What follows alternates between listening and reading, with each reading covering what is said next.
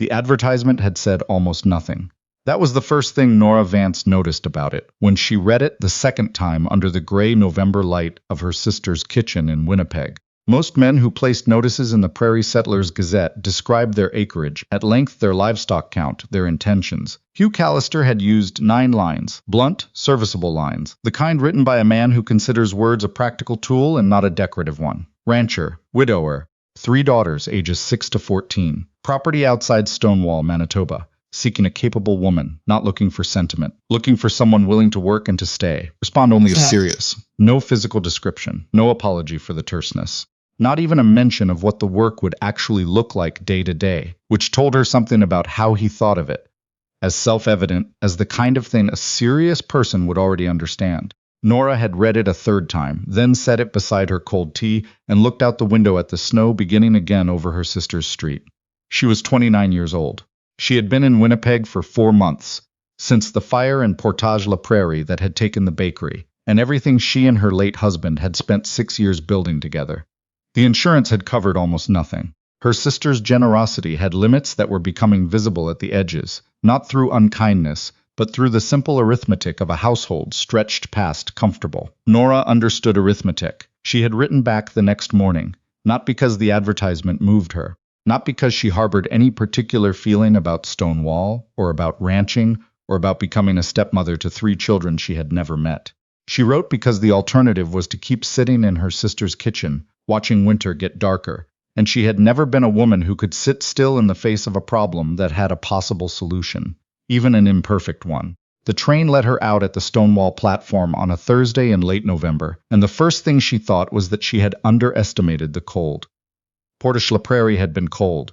This was something more committed than cold. The wind came off the open fields with a flatness that had no interest in her coat's opinion of itself, and the town that presented itself beyond the platform was small and purposeful, the kind of place that had decided long ago to concentrate on surviving rather than charming anyone. A general store, a feed merchant, a church with a practical expression, a hotel that looked like it had one good room and several rooms that were honest about their limitations. 3 women on the main street who turned to look at her with the particular look that small towns reserve for arrivals they have already heard about, and formed provisional conclusions regarding. A man in a sheepskin coat stepped off the far end of the platform and walked toward her with the unhurried efficiency of someone completing a task. He was perhaps in his late 30s, though he wore it with the compressed quality of a man who has been tired for a long time and has made his peace with the permanence of it. Dark hair, a jaw that needed a day's attention, hands that she clocked immediately as the hands of someone who works with them seriously. He stopped 2 feet away and looked at her with a measured directness that was not unfriendly, but was entirely without embellishment. "Miss Vance, Mr. Callister." A pause. He looked at her trunk, then at her face briefly, the way a man looks when he is confirming a fact he had prepared for, but is checking against the reality. "You're younger than I expected," he said. She had not braced for that to be the first sentence, but she supposed it was accurate. "You're quieter than the letter suggested," she said, which is saying something. Something shifted near his eyes. Not a smile. The shadow of where a smile might have been if smiling were something he still did regularly. He picked up her trunk without being asked and carried it toward a wagon at the edge of the road. She followed. They drove the 4 miles out to the property in a silence that was not hostile, but that had the particular density of 2 people who have agreed to something significant and are both still calculating what that means. The Callister property came into view over a long, low rise, and Nora's first honest thought was one she kept to herself entirely. It looked worn, not ruined. The main house was solidly built, good Manitoba lumber, with a deep roof that knew what it was doing, and a barn behind it that had once been very well maintained, and was now well maintained in the way things are when someone is managing too much alone. The fencing was sound but patched in places with materials that didn't match. The kitchen garden beside the house was a bare rectangle of frozen mud, with the ghost of last summer's ambition visible in the dead stalks that nobody had pulled. At the gate the wagon stopped, and 3 girls came out the front door. They did not come out the way children sometimes do, in a rush, curious and noisy. They came out carefully, in order of age, oldest first, with the contained watchfulness of children who have learned to assess new things before committing to a reaction. The oldest was perhaps 14, tall for her age, with her father's dark coloring and the particular expression of a girl who has been doing adult things for long enough that she has begun to forget she shouldn't have to. She held herself very straight. Her eyes moved over Nora with a flatness that was not cruelty but was clearly armor. The middle one, she learned later her name was June, that she was 10, stood slightly behind her older sister with a look of solemn evaluation, as if she were a judge at a competition and had not yet decided on the scoring criteria. And the youngest, the 6-year-old, stood at the end of the line gripping the hem of her sister's coat, and looked at Nora with enormous brown eyes, and an expression that Nora could only describe as the very earliest seed of hope, which was almost harder to look at than hostility. "I'm Nora Vance," she said. "I'm looking for Mr. Callister. He's gone back to the barn," the oldest one said. Her voice was even. "He said you could go inside and wait. What's your name?" The girl blinked, a small involuntary motion as if the question surprised her. "Lena and your sisters?" Lena pointed with the economy of someone who has introduced people before. "June and Bet." She paused. "Bet doesn't talk much to strangers." Nora looked at Bet, who was in fact looking at her with an expression of considerable focus for a child of 6. "That's all right," Nora said. "I'll wait." She went up the porch steps. There were 2 chairs. One was missing a slat in the back. She sat in the other one and set her bag at her feet and looked at the land, which extended in every direction under the low gray sky, with the particular vastness of prairie winter, and she did not let any of the feeling she was carrying reach her face. After a moment, she heard small footsteps. Bet had climbed the porch steps and was now standing 3 feet away, examining her with the frank intensity of a 6-year-old who has not yet learned to pretend she isn't looking. "Your coat is red," Bet said. "It is. Mama had a red coat," she said it, the way children state true things directly without understanding that the landing might be hard. "Papa put it in the cedar chest. In their room, he locked the chest." Nora held still. "What was your mama's name?" "Frances." Bet said it quietly, like a word she'd been told to handle with care. "She died when I was 3. I don't remember her face exactly. Just that she was warm. There was nothing to say that wouldn't be wrong in one direction or another." "I'm sorry," Nora said finally. "That's a real thing to carry." Bet looked at her with those serious eyes. "Are you going to be our new mama?" "I'm going to marry your father," Nora said carefully. "That's not automatically the same thing. That's something families figure out differently. We'll take it as it comes." Bet seemed to turn this over. Then she said, "Lena says you won't stay past spring. Does she? She says women who come here leave before summer because the work is too hard." Nora looked at her bag on the porch. "I've already set my things down," she said. Bet looked at the bag. Then, without further comment, she sat down on the porch step in front of Nora, tucked her small knees up, and didn't say anything else. Which was, Nora understood, its own kind of answer. Hugh Callister came out of the barn 20 minutes later.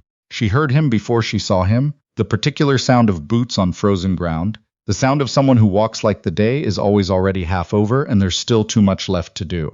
He came around the corner and stopped when he saw her. Something moved briefly across his face, there and gone. He was bigger than she'd pictured. Not tall, but built close and solid in the way that accumulates from years of physical work and not from any particular attention to it. He walked to the foot of the porch steps and looked up at her with eyes that were dark and steady and that had seen, she guessed, more losses than the one she knew about. "Miss Vance, Mr. Callister." He looked at Bet, who was still sitting on the step. He looked at Nora's bag. He looked at her face briefly, in the way of a man taking inventory on something he is still working out. "Supper's whatever Lena put together," he said. "I didn't know exactly when the train came in. That's fine. I don't need managing." Another pause. He seemed to be making a decision. "Reverend Poole comes through Sunday. Ceremonies then, if that works?" "Sunday is fine." He nodded like they'd agreed on a fence repair rather than a marriage. Then he turned and went back toward the barn. "Mr. Callister," she said. He stopped, turned. "It's good to meet you," she said. She meant it plainly. Not warmly, not as performance. Just plain. He looked at her for a moment. "Likewise," he said, in the tone of a man who is not entirely sure whether he means it yet but has decided to behave as though he does. Then he went back to the barn. Nora let out a slow breath. Bet was watching her from the step. "That was more words than he usually says," Bet said. "Good to know," Nora said, and went inside to find the kitchen. The wedding happened on a Sunday morning that was gray and still and cold enough that the frost on the window glass had opinions. Reverend Poole was a lean man with kind eyes who performed the ceremony in the Callister front parlor, with the 3 girls arranged beside their father, like a question he hadn't been asked yet. A neighboring woman named Dot Sharp had appointed herself to the occasion without invitation, and stood near the wall with the satisfied air of a woman who considers herself essential to any proceeding that involves other people's business. Hugh stood beside her in a clean shirt and the jacket he'd clearly pressed himself. She could see the crease was slightly wrong on one side. He held himself with the particular stiffness of a man undergoing something he has decided to get through rather than enjoy. She wore the gray dress that was her best, repaired at the cuff the night before by lamplight in the narrow room off the kitchen, listening to the house breathe around her, the girls moving upstairs, a cough. Wind finding the gap under the back door. Reverend Poole said the words. She said her part. Hugh said his in a voice that was steady and utterly without inflection. When it was done, Dot Sharp made a small approving sound, the way a woman does when something she's organized in her head finally occurs in the actual world. Lena looked at the floor. June looked at the window. Bet looked at Nora with an expression that had something in it. She was too young to name, but that Nora filed away.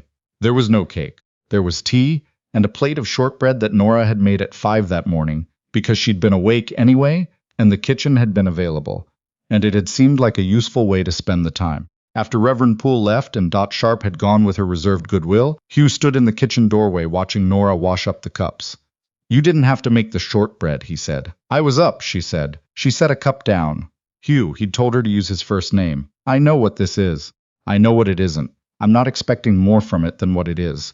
But I'd like us to at least be honest with each other. It'll go better that way. He was quiet for a moment.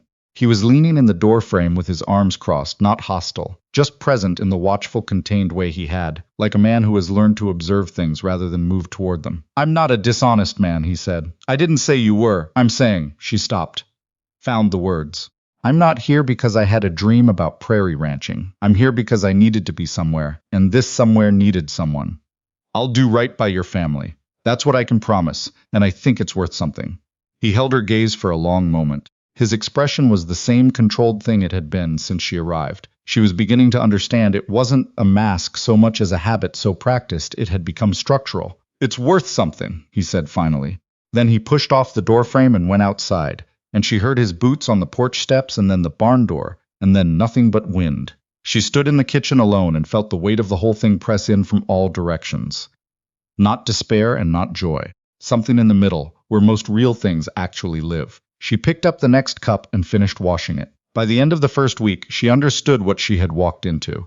She had expected difficulty. The letter had said capable woman, not comfortable one, and she'd read that clearly. But there is a difference between expecting difficulty and standing inside it. The house was the first problem. Not dirty exactly, but existing in the particular state of a place, managed by someone who is keeping the necessary things running and has let everything else wait. The necessary things were barn work, cattle, fencing, firewood, water. The rest had been waiting, evidently, for some time. Curtains that needed washing. A loose board in the back hallway that caught on everything. A window in June's room that didn't seal properly, and that someone had addressed by stuffing a rag in the gap, which had been there long enough that the rag had become structural. The pantry was a more serious matter. She found it on the third day, when she moved past the surface inventory and started calculating. The flour was low. The salt pork would not see them through February. The potatoes in the cold cellar were there but thinning, and some had begun to turn. She sat at the kitchen table on the fourth night with a stub of pencil and her small notebook, and wrote the numbers down and looked at them and thought. The ranch itself told another story. She could see from the barn's size, and build that it had once been a more productive operation. The cattle count was lower than the infrastructure suggested. Equipment showed the kind of neglect that comes not from laziness but from a man with too many tasks and not enough hands. Hugh rose before 5 every morning. He came in for breakfast, said little, went back out. He came in at noon, ate, went back out. He returned at dark, moved through supper with the mechanical efficiency of a man completing a required function, and went upstairs. Lena ran the house. This was the thing Nora absorbed most carefully in the first week. The degree to which Lena, 14 years old, had quietly taken on the work of a much older person. She cooked, she managed June and Bet's clothing and schedules, she tracked what was in the pantry. She did it all without complaint or acknowledgement, in the way of someone who no longer remembers that it isn't her job. June was more watchful than distant. She read constantly. Wherever Nora encountered her, there was usually a book involved, tucked under her arm or open on the table beside whatever else she was doing. She answered questions directly and without warmth, but without cruelty either, in the way of someone who is reserving judgment and considers this honest. And Bet appeared at Nora's side at intervals throughout the day to report on things. A bird she'd seen near the woodpile, a crack in the ice on the water barrel, a question about whether Nora knew how to make the kind of soup her mother used to make, thick with barley, the kind where the barley goes soft. I don't know your mother's recipe, Nora said, but describe how you remember it, and I'll try to get close. Bet described it with great seriousness and very little precision. Nora wrote down what she could interpret and made a version of it that evening. It wasn't right, and she knew it. But when she set it on the table, Bet went very still, the way children go still when something surprises them past the point of immediate expression. She said nothing, but she ate 2 bowls. The first real confrontation happened 8 days in, and it started with the woodpile. She had been taking stock of what was stacked and what would be needed, and the numbers weren't meeting. She found Lena in the kitchen and asked, plainly, how they usually managed the shortfall in February. Lena went still in a specific way. Papa handles it, she said. Has he ordered more? A pause just long enough to tell her the pause was deliberate. I don't know. Nora went to find Hugh in the north field where he was checking a section of fence that had heaved in the freeze. He was working with a methodical force that she was beginning to recognize as the thing he did when he needed to be hitting something. We're going to be short on firewood before February ends, she said when he paused. He looked at her. His face had the particular windburn of a man who hasn't been inside enough. I'll handle it. When? Something shifted in his expression. Not anger exactly, but the controlled precursor to it. When I get to it. We have the girls, she said, keeping her voice level. Bennett's room barely holds heat as it is. He looked at the fence post. A muscle worked in his jaw. I said I'll handle it. She held his gaze. I believe you. I'm asking when. The silence between them had weight, then. I'll arrange a delivery Thursday. Thank you. She walked back toward the house. She did not look back, but behind her she heard him drive the post again, harder than the task required, and then once more with slightly less force. The difference between a man hitting something because he's angry and a man completing a task. It was a small distinction. In her experience, small distinctions were where everything important lived. The kitchen became hers by degrees rather than declaration. Nobody gave it to her. It happened the way territory is claimed in a household, through presence, through work, through the slow accumulation of evidence that things were being managed more fully than before. She got up at 4:30. She cooked breakfast that was actually breakfast. Eggs from the hens, bread she baked every other day, preserves she'd made from the chokecherries she found put up in the cellar. She organized the kitchen garden's remnants into what was still usable and began planning what would go in come spring. In the back of the cabinet behind the large stockpot, she found a recipe tin. She knew what it was before she opened it. The particular age of it, the weight. Francis Callister's handwriting was clear and practical. The cards handled enough to show they'd been used and loved. She sat with the tin for a long time one evening, turning the cards over in the lamplight. She found the barley soup on the 7th card. She made it 2 days later without announcement. When the girls came in from school, Bet stopped in the kitchen doorway and stood there. June stopped behind her and was quiet in a different way. That's Mama's soup, Bet said. Nora set the pot on the table without ceremony. Sit down and eat it while it's hot. Bet sat. She ate slowly at first, and then steadily with the focused attention of a child tasting something she is also trying to remember. She didn't cry. She was 6 and working hard. Nora could see it in the set of her small jaw. But when supper was done, Bet came to where Nora stood at the stove and pressed her forehead against Nora's arm. Without words, just briefly, the way a small person does when what they're carrying has no cleaner expression. Nora kept her eyes on the pot. She put one hand on the back of Bet's head for a moment. That was all. Hugh was in the doorway. She didn't look at him, and he didn't speak, and after a moment she heard him pour his coffee and sit down. The town's opinion of her arrived at the general store on a Wednesday. She'd gone in for lamp oil and a spool of thread. 2 women from neighboring farms were already at the counter and stopped their conversation with the specific pause of people who have just been discussing the person who has just walked in.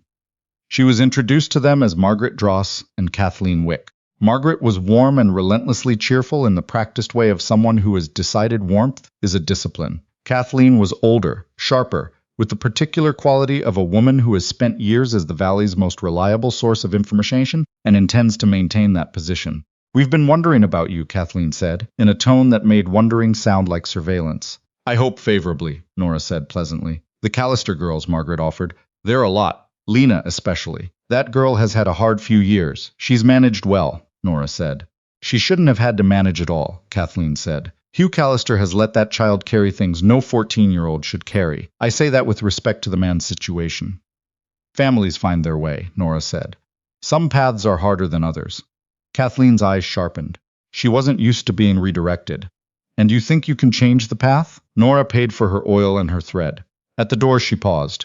The Callister family is doing the work, she said. That's more than most people manage. And she left before anyone could answer. Outside on the frozen main street, with the oil under her arm and the wind finding the back of her neck, she felt the town watching from its windows. She had felt this before in Portage, after the fire, after everything. Places watch women who are trying to figure out what comes next. They watch with a particular patience, waiting to see what category the woman finally sorts herself into. She had no intention of sorting easily. The discovery about June happened on the 11th day. She'd been reorganizing the girls' room and found, behind the loose board beneath June's bed, a small collection. 2 books borrowed from the school that were overdue by months, a notebook filled with what were clearly her own attempts at writing stories, and at the back, a sealed envelope addressed in careful handwriting to a woman named Louise Hayden in Portage la Prairie. Nora put the envelope back exactly where she found it. She watched. Over the following week, she noticed that June disappeared on Saturday afternoons for a few hours, and returned with nothing visible but a slightly less contained expression. She was, Nora eventually understood, walking the 2 miles to the Stonewall post office and back, checking for a reply to something she'd sent. She said nothing about any of this for 5 days. Then she asked June one evening to walk with her to check the cold cellar, and when they were out of earshot of the kitchen, she said, simply, "Is Louise Hayden your mother's sister?" June stopped walking. She was 10, small and precise, with her mother's brown eyes. She looked at Nora with the specific expression of a person preparing to defend something. "Yes," she said. "How did you?" "I found the envelope by accident. I put it back." June's chin lifted. "I'm not going to stop writing to her. I'm not asking you to." Nora kept her voice steady. "I just want to know if she writes back." A pause. "Not yet? How long have you been writing to her?" June looked at the ground. Her voice came out smaller than she'd planned. "Since September. Papa doesn't know." "Why doesn't he know?" The silence lasted long enough that Nora could hear the wind in the spruce trees at the property edge. "Because the last time I mentioned Aunt Louise," June said, "he left the table." She swallowed. "He does that. When Mama comes up, he just leaves." Nora absorbed this. "You needed somewhere to put the missing," she said. Not gently exactly, just accurately. June looked at her with an expression she hadn't seen on the girl before, something less guarded. "Yes, keep writing to her," Nora said. "And if she writes back, you don't have to share it with anyone unless you want to." June looked at her carefully. "Why aren't you telling Papa?" "Because you'll decide when the time's right for that," Nora said. "And because what you're doing, reaching for the people your mother loved, that's not something anyone should put a stop to."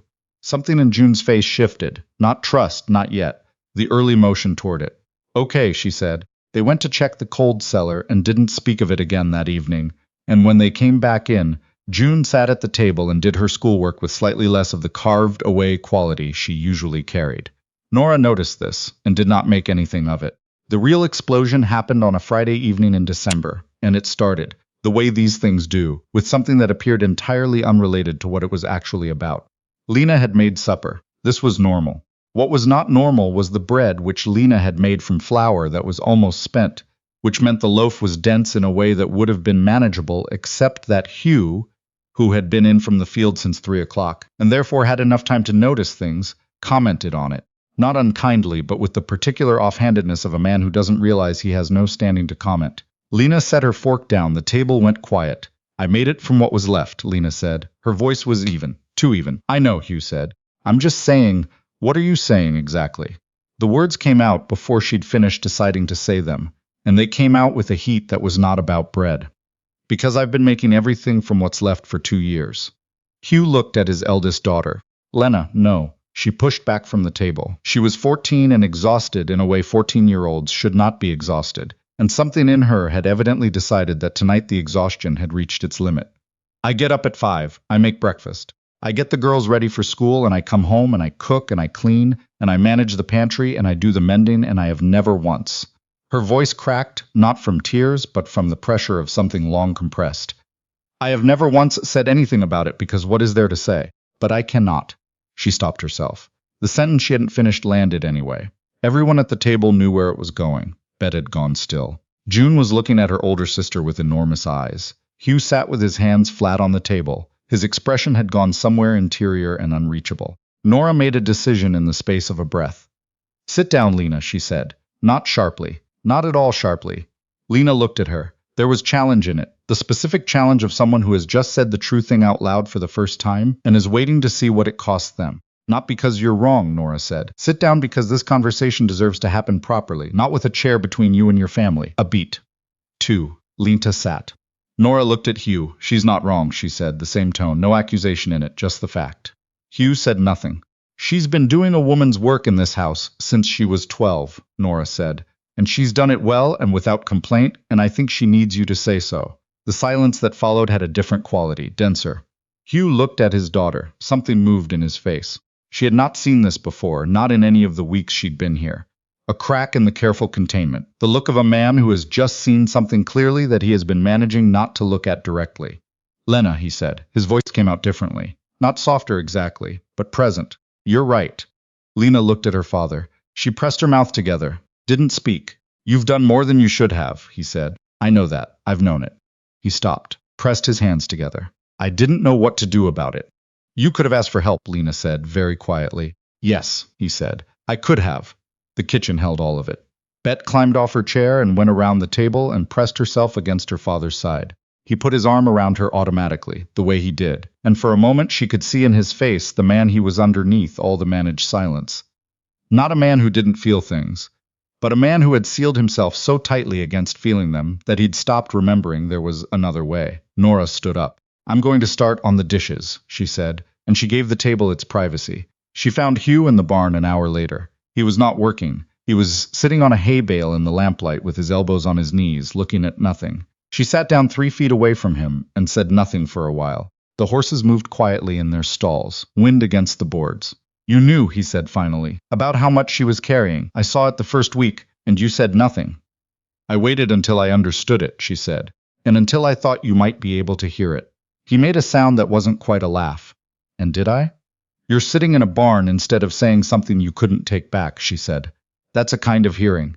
He looked at his hands. He had the particular look of a man confronting a room he's been keeping shut, not sure whether opening it is a disaster or a relief, suspecting it might be both.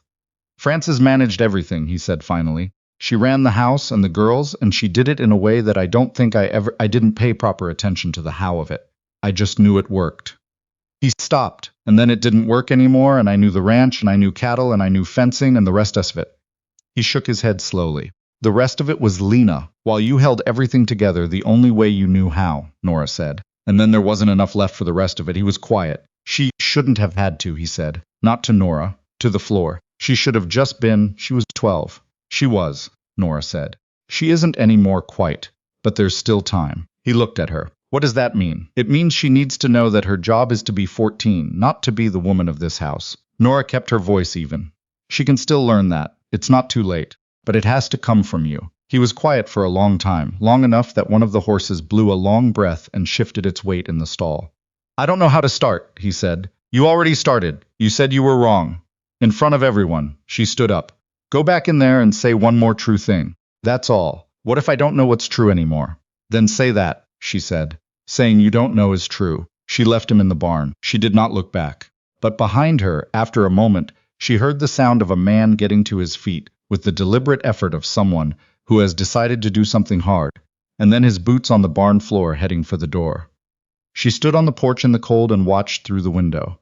Hugh coming through the kitchen door. The girls at the table. The long stillness of a room where something is being said that has not been said before. She couldn't hear the words. She didn't need them. She could tell by the way Lena's shoulders came down. A fraction of an inch, no more. The release of something held rigid, that something real was happening inside. She went in after a while. Nobody acknowledged that she'd given them the room. But the temperature in the kitchen had changed, not dramatically, but in the way air changes when a window that's been stuck finally shifts and you realize you'd stopped noticing how close the room had become. Hugh looked at her briefly when she came in. She gave him a small nod and went to the stove. Nothing was resolved. Old wounds don't close in one conversation. They have to be cleaned first, and cleaning hurts, and they close slowly and imperfectly. She knew that. She thought Hugh was beginning to. January came down hard. Snow that had been serious became committed, and the ranch settled into the particular rhythm of a Manitoba winter, which is less a rhythm than a daily negotiation with conditions that do not care about your plans. The barn work doubled. The morning chores took twice as long in the cold. Water froze. Equipment that had been borderline in November became genuinely problematic in January. Nora put herself into the rotation without asking. She appeared in the barn at 5:30 one morning with her coat and her work gloves, and started on the nearest stall. Lena, who was there already, looked at her with visible surprise. You don't have to, Lena said. I know that, Nora said, and kept working. After 2 days, Lena stopped mentioning it. It was through that January work that something shifted between them, not through any conversation, but through the simple accumulation of shared mornings. The way that standing beside someone in difficult cold, doing difficult work builds a kind of trust that talking doesn't produce as reliably. Lena began, not gradually but in small sudden steps, to be less than 14. It started at the edges. She laughed at something June said at supper with an unreserved laugh that had no management in it. She argued with June about a book they'd both read with the passionate intensity of someone who had opinions she'd been keeping too carefully to herself. She asked Nora one evening, with a casualness that Nora could see cost her something, whether Nora thought she could get a teaching certificate, eventually, when she was older. Yes, Nora said immediately. Lena looked at the table. Papa would want me to stay and help with the ranch. Your father wants what's good for you, Nora said. He may not have said that clearly, but I think it's true. A pause. And the ranch will still need managing when you have a teaching certificate. Lena absorbed this slowly. The nod of someone giving themselves permission for something they'd been waiting for someone to say was permissible. June's letter came in the 3rd week of January. She brought it straight to Nora before anyone else, as though Nora were the appropriate first reader of important correspondence, which Nora understood was its own kind of reaching. She wrote back, June said. She held the letter in both hands. She had not opened it. Do you want to read it alone, or will you stay? June said, very quietly. Nora sat down at the kitchen table. June sat across from her and opened the envelope with the careful deliberateness of someone who has been anticipating this for months and is trying to make it last. She read the letter through once. Her face did a series of things Nora watched without comment. Then she read it again. She says Mama talked about us all the time, June said finally. She says she's been wondering how we are for years. Did she know how to reach you? Papa and she. June stopped. They didn't get along. After Mama died, there was a disagreement about things. She looked at the letter. She says she wants to write again, then write back, Nora said. June looked at her across the table. He needs to know, she said, eventually. I know he needs to know. When you're ready, Nora said. Not before. June folded the letter carefully. You're not like I expected, she said, not unkindly. Just factual. What did you expect? June thought about it honestly. Someone who needed us to like her, she said, someone who was trying. She looked at the folded letter. You just do things. You don't seem to need us to notice. I notice when things are working, Nora said. That's enough for me. June put the letter in her coat pocket, and she went to do her schoolwork, and Nora went to start supper. And that was the end of that evening, except that it wasn't, because some evenings leave a residue that changes the texture of the ones that follow. The hard conversation with Hugh happened on a Saturday afternoon in late January, when the cold had moderated slightly, enough to make existing outside bearable, not enough to be pleasant. Nora found him in the tool shed doing maintenance on equipment that would not be needed until spring, which told her he was there because the shed gave him somewhere to be that wasn't the house. She stood in the doorway. June has been writing to Francis's sister, she said, for months. She's been writing to Louise Hayden in Portage la Prairie, and last week Louise wrote back. Hugh went very still.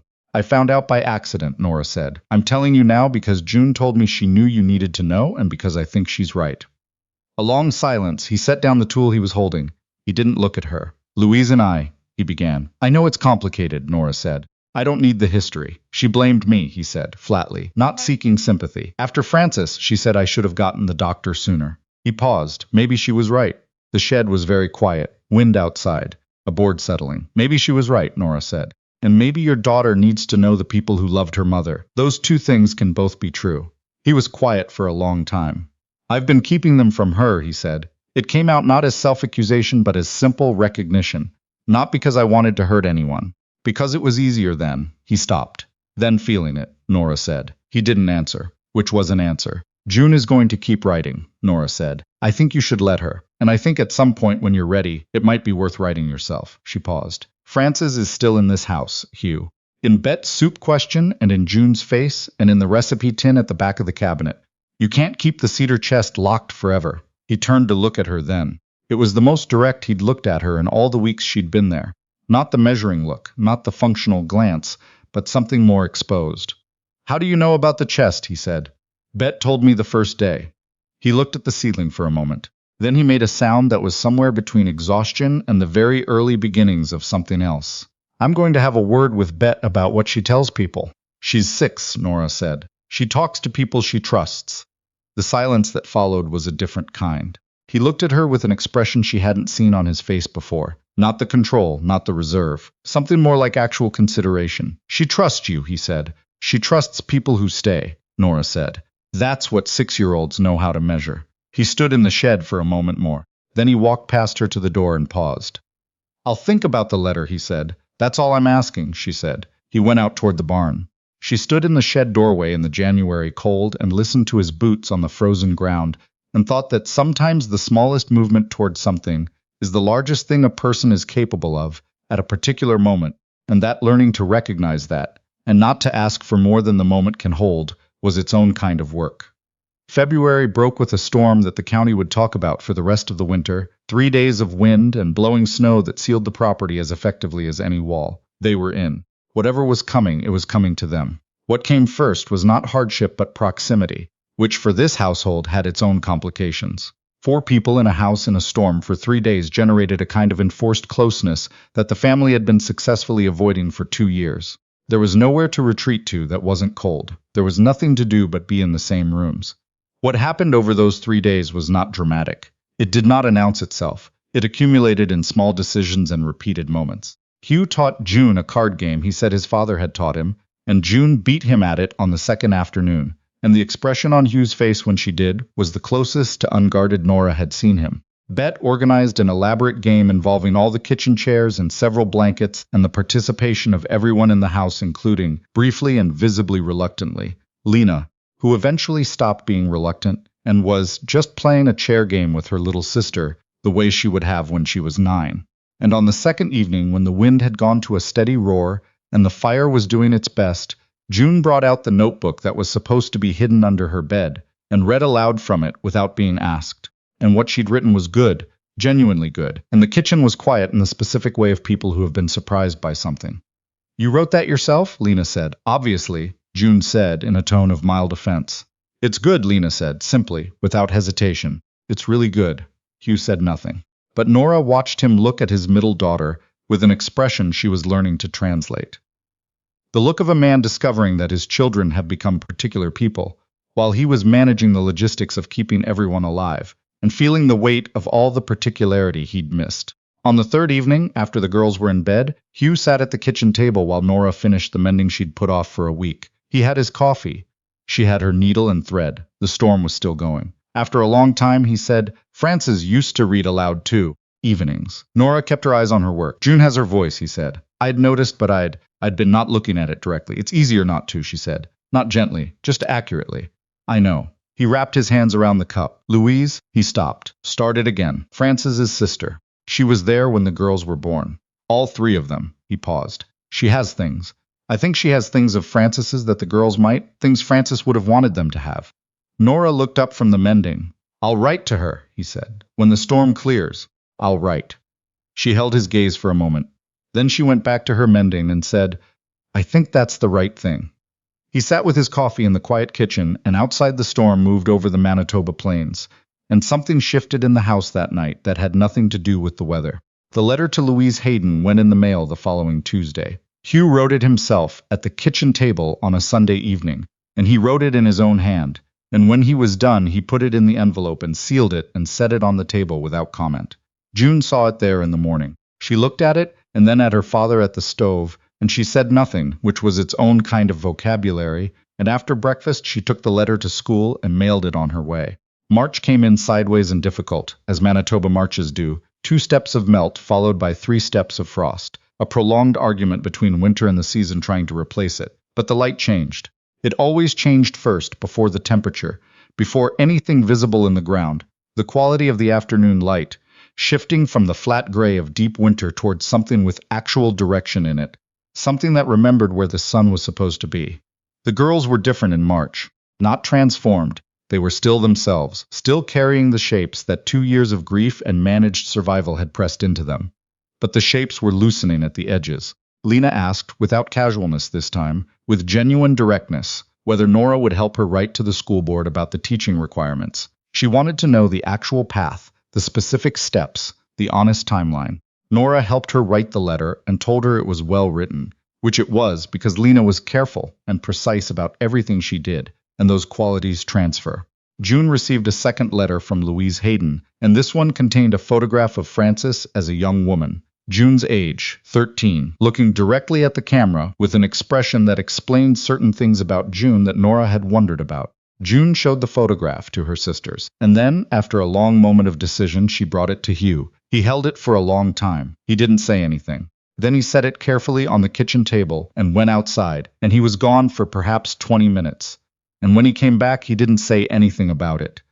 But at supper, he looked at June with a new specificity, the look of someone who has just aligned an old picture with a new one and found them matching. Bette had stopped asking whether Nora was staying.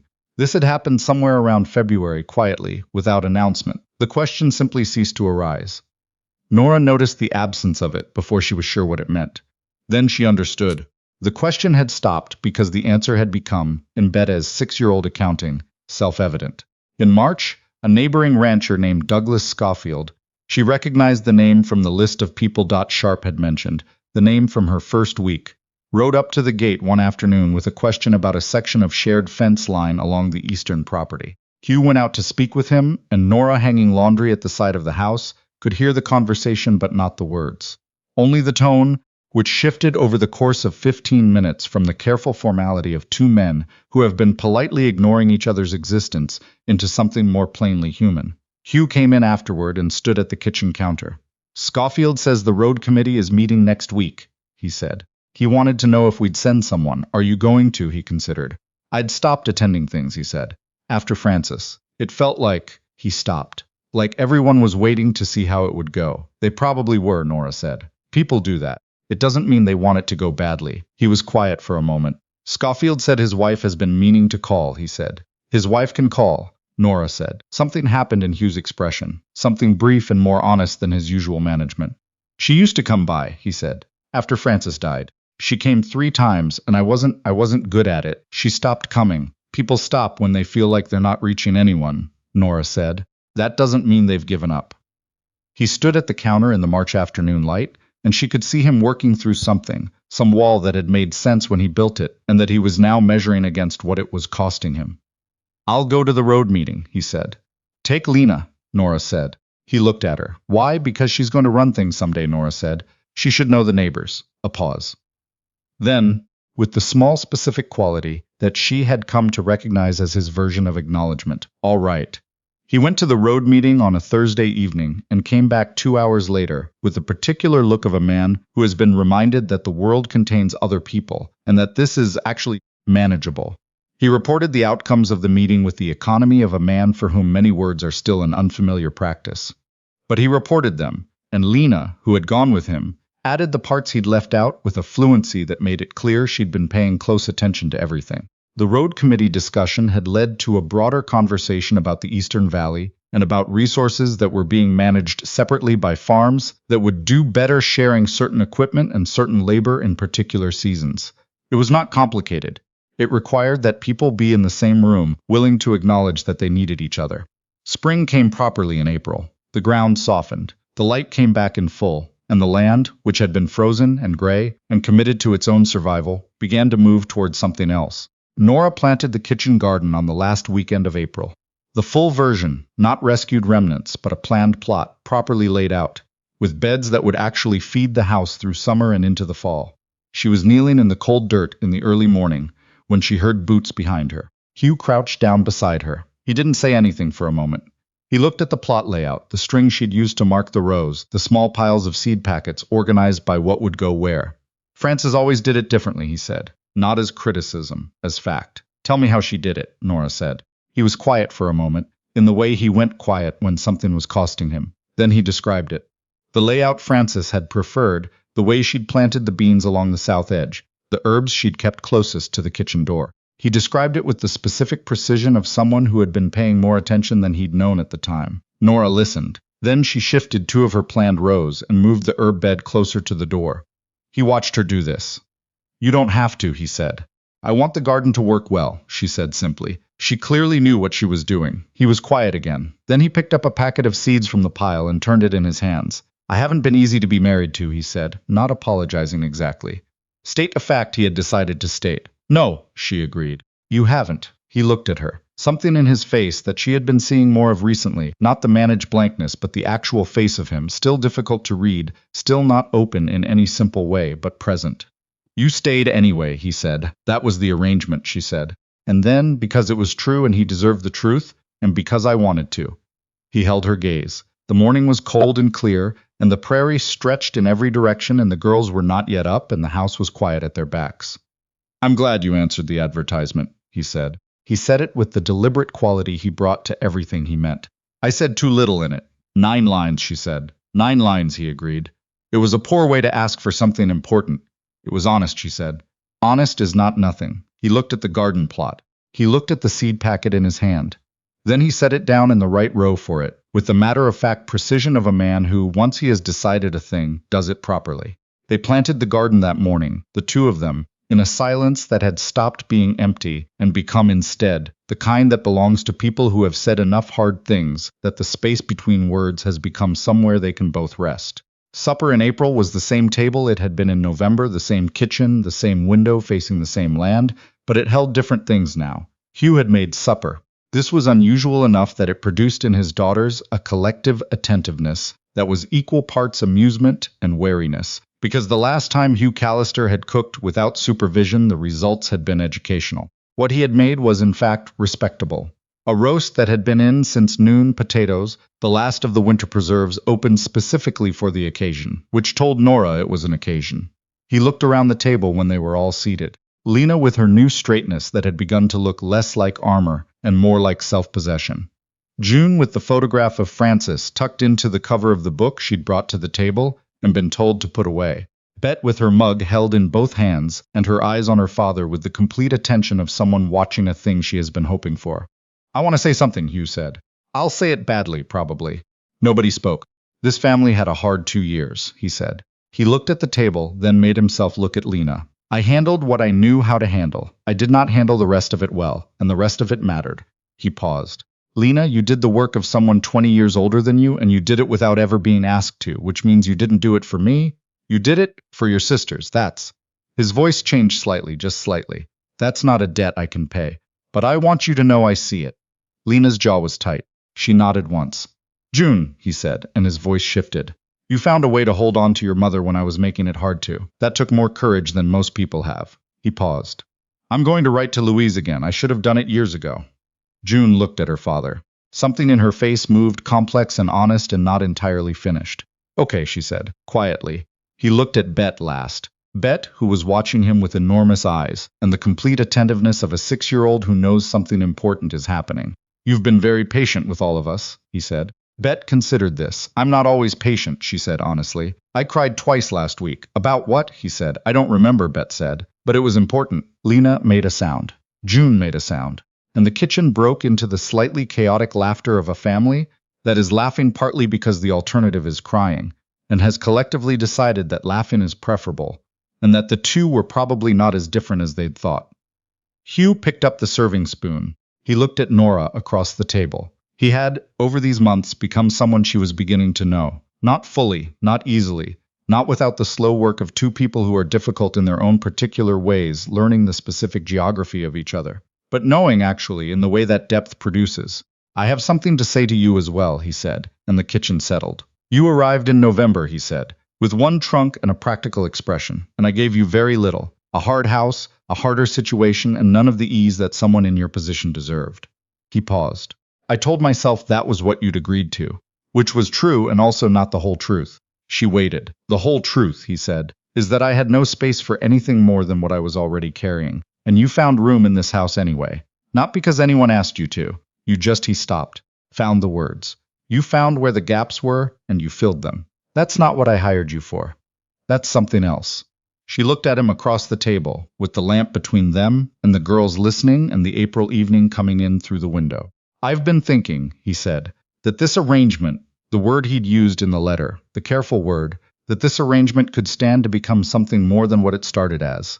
If that's something you want, she thought about Winnipeg, the small kitchen in her sister's house, the rain on the window and the cold cup of tea, and the advertisement she'd read 4 times, and the practical calculation she'd made that had brought her here. She thought about how little she'd expected, and how improbably much she'd found. Not what she'd imagined, not what she'd have designed, but real and full and hers. It's what I want, she said. He nodded once, with the specific quality of a man who has made a decision and intends to honor it. Good, he said. Bet looked from one to the other with the focused attention of a 6-year-old following the conversation carefully. Are you talking about being a real family? She said. Yes, Nora said. We already are, Bet said, with the certainty of some for whom this has been settled fact for some time. I just meant you could say it now. And then she knocked over her milk, because she did this regularly and showed no signs of improving. And the kitchen erupted in the ordinary chaos of someone mopping up a spill, while someone else contributed to the noise. And someone else complained about the proximity of the spill to her sleeve, and Hugh reached past Nora to hand her the cloth from the counter, his hand brushing her hand in passing, briefly, not accidentally. Outside, the spring evening moved over the Manitoba land, softened now, green beginning at the edges of things, the long winter finally releasing its hold on the fields that Hugh Callister had built his life on and nearly lost and was finding his way back to. In the kitchen of the house, Nora cleaned up the spill and Bet apologized with the sincerity of someone who fully intended to spill things again. And Lena said something sharp, and June said something sharper, and Hugh told them both to leave it. And the table was loud and imperfect and present and warm. She had come here in November with nothing she hadn't already lost. What she had now was harder to name than what she'd left behind, and more complicated, and would require more from her than anything had in a long time. She had come here as an arrangement. She was home.